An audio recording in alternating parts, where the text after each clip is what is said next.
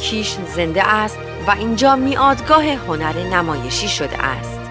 جایی که نمایش در کافه، بر ساحل و حتی بر عرشه کشتی جان میگیرد.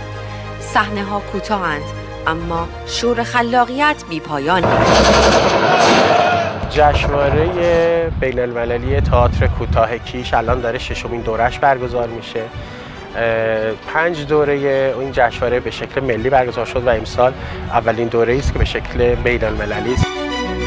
این جشنواره تخصصی تئاتر محیطیه که به شکل حرفه‌ای و تخصصی سرمایه گذارش بر روی تئاتر محیطیه.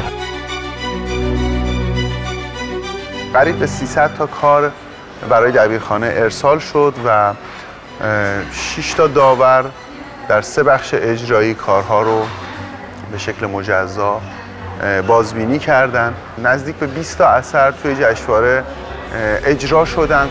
جشنواره تئاتر کوتاه کیش نه فقط رقابت بلکه محلی است برای هم‌آوایی هنرمندان و مخاطبان. داورام نشستن بگو هر وقت آماده هستید اوکی بدید. فیلم اولش یه دونه چی میشه آخرش. یه سانچک برو دونه دونه یه سانچک برو.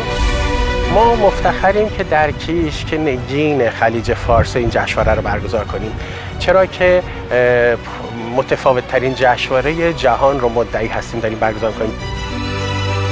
گروه‌های خارجی وقتی لوکیشن خاص جزیره کیش رو دیدن انقدر براشون جذاب بود که مشتاق شدن بیان و توی جشنواره شرکت بکنن. امسال سال 1404 اولین سالی که به شکل بین المللی داره برگزار میشه.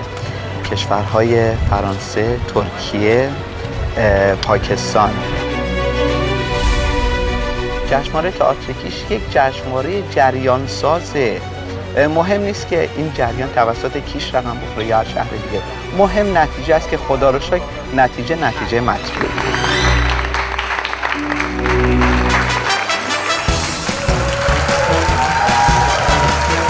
هر اجرا گامی تازه در مسیر فرهنگ و هنر این جزیره است.